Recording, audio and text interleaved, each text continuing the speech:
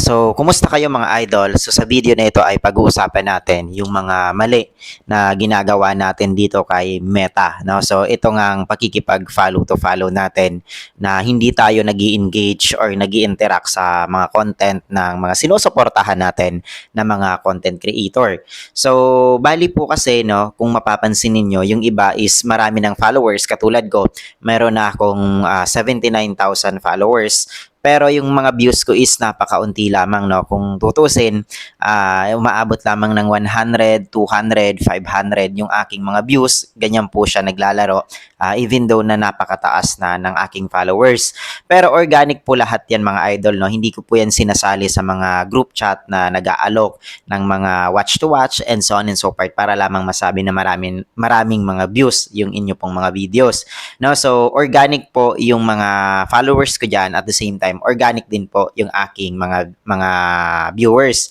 So hindi po yan sa pilitan, kusa po nilang pinanunood yan. So ang case nga lang dito is mali. Okay, so mali yung nagawa natin dahil marami po sa mga small content creator ang bigla-bigla na lamang na sumusulpot sa ating account, or yung basta-basta na lamang i-click nila yung follow button tapos hindi na sila manunood sa ating mga videos, or hindi po sila makikipag-interact sa mga ipinopost po natin. Ito man ay text, photos or videos. So mahalaga po mga idol na bilang isang content creator, tayo ay nakikipag-interact, nagko-comment, nagla-like or nag-share kung kaya rin naman natin na makipag-share or makapag-usap dito sa comment section.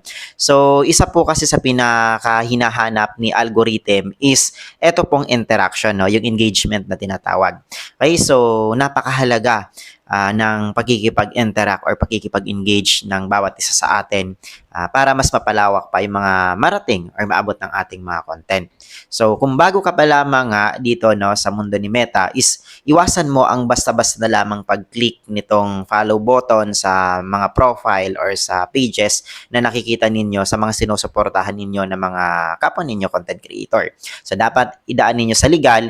Yun nga, no, so kapag nag-follow tayo, manood muna tayo ng videos niya kahit mga 5 seconds or 10 seconds, and then saka na natin i-click ang follow button. Nang sa gayon din ay maiwasan natin ang restriction. So wag po tayong padalos-dalos sa mga pagko-comment or pagla-likes and pagpa-follow dahil mayroon po dyan si Meta na restriction.